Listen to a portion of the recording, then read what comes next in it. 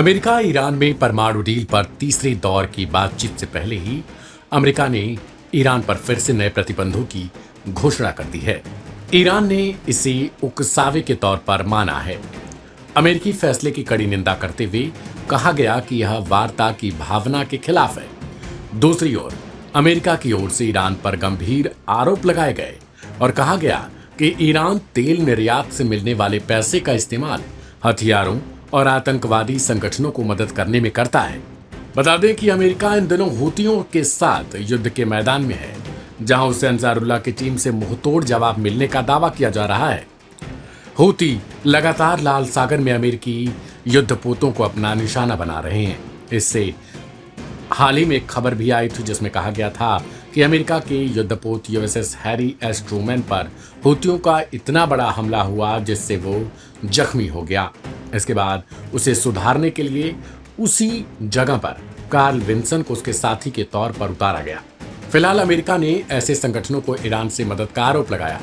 साथ ही हूतियों को जड़ से खत्म करने की चेतावनी के साथ ही ईरान को भी घेरने की कोशिश की थी।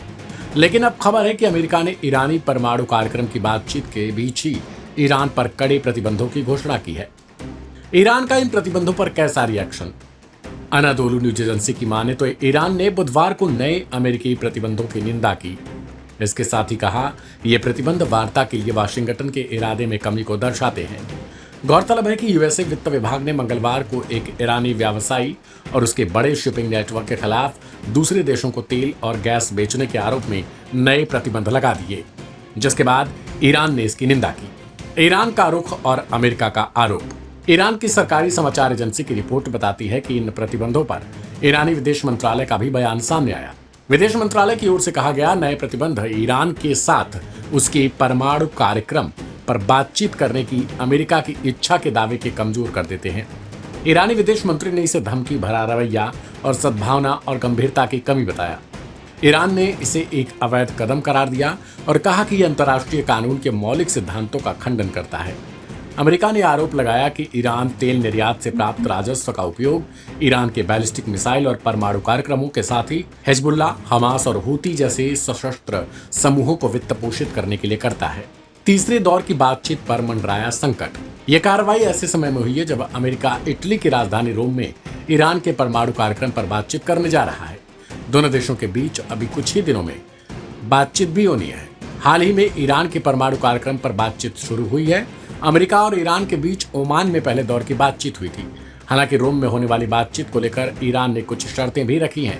ईरान के विदेश मंत्री अब्बास अराक्ची ने बुधवार को कहा कि वे यूरेनियम के संवर्धन अधिकार पर कोई समझौता नहीं करेंगे। ईरान से तेल खरीदने पर होगी कार्रवाई।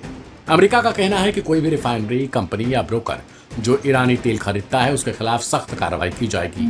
अमेरिका के मुताबिक ईरानी प्रशासन तेल से होने वाली कमाई का इस्तेमाल आतंकी प्रॉक्सी और पार्टनर को सपोर्ट करने के लिए करता है। ईरान पर लेबनान के हिजबुल्लाह, गाजा के हमास और यमन के हूतियों समेत कई संगठनों का समर्थन करने का आरोप है, जिन्होंने अंतर्राष्ट्रीय शिपिंग पर हमले किए हैं। फिलहाल देखना दिलचस्प हो जाता है कि तीसरे दौर की बातचीत के बाद क्या कुछ होता है।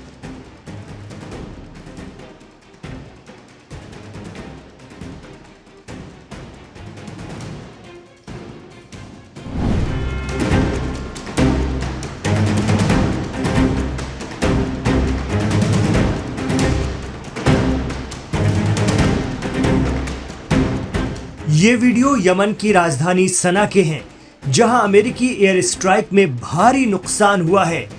इन हमलों के बाद यमन के अंसारुल्लाह या हौसी फाइटर्स ने भी रिएक्ट किया है, लेकिन इस बार अमेरिका पर नहीं बल्कि उनके पक्के दोस्त इसराइल पर।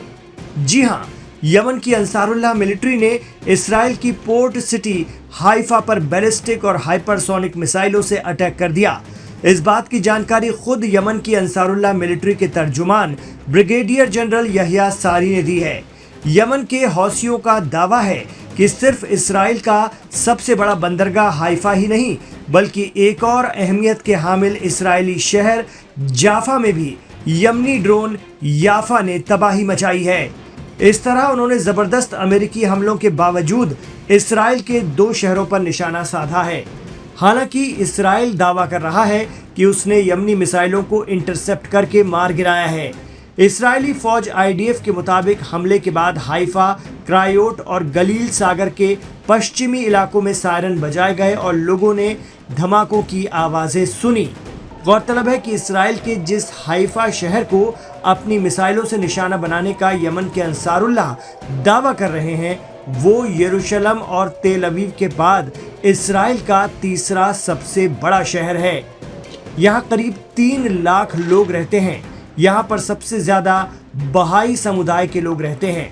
1948 की फिलिस्तीन जंग में जब हाइफा में भी जंग हुई तो यहाँ की अरब आबादी शहर छोड़कर भाग गई थी। इसके बाद ये शहर इसराइल का हिस्सा बन गया। हाइफा एक बंदरगाह शहर है। हाइफा इसराइल का एक अहम पोर्ट भी है। ऐसे में यमन से करीब 2000 किलोमीटर दूर इस इलाके में हौसियों की बैलिस्टिक मिसाइलों का पहुंचना बता रहा है कि हौसियों के पास इसराइल को निशाना बनाने की सलाहियत मौजूद है। आपको बता दें कि पिछले 1 माह से अमेरिका के जबरदस्त हमले झेल रहे यमन के हूती फाइटर्स झुकने को तैयार नहीं हैं। उनका कहना है कि वो इसराइल के शहरों और लाल सागर में अमेरिकी, ब्रिटिश और इस्राएली जहाज़ों को तब तक निशाना बनाते रहेंगे जब तक इसराइल गजा पर हमले बंद नहीं कर देता। रमज़ान से पहले जब हमास और इसराइल के दरमियान सीज़फायर हुआ था तो यमन के अंसारुल्लाह ने भी इसराइल पर हमले बंद कर दिए थे, लेकिन जैसा कि आरोप लगता है इसराइल ने जैसे ही गजा पर बीच रमज़ान में ही हमले शुरू कर दिए, उससे बौखलाए हौसी जंगजुओं ने बाकायदा ऐलान करके लाल सागर पर इसराइली जहाज़ों पर कार्रवाई शुरू कर दी, जिसके बाद इसराइल के मदद के लिए अमेरिका को मैदान में आना पड़ा और अब भी पिछले 1 माह से यमन पर अमेरिकी हमले जारी हैं। इस दौरान अमेरिका ने लाल सागर पर 2 एयरक्राफ्ट कैरियर, B-2 बॉम्बर और F-35 जैसे जंगी तैयारे लगा दिए हैं। इतना ही नहीं, जदीद तरीन मिसाइलें और इंटेलिजेंस इस्तेमाल करने के बावजूद अमेरिका के आगे नहीं झुक रहे हैं यमन के अंसारुल्लाह।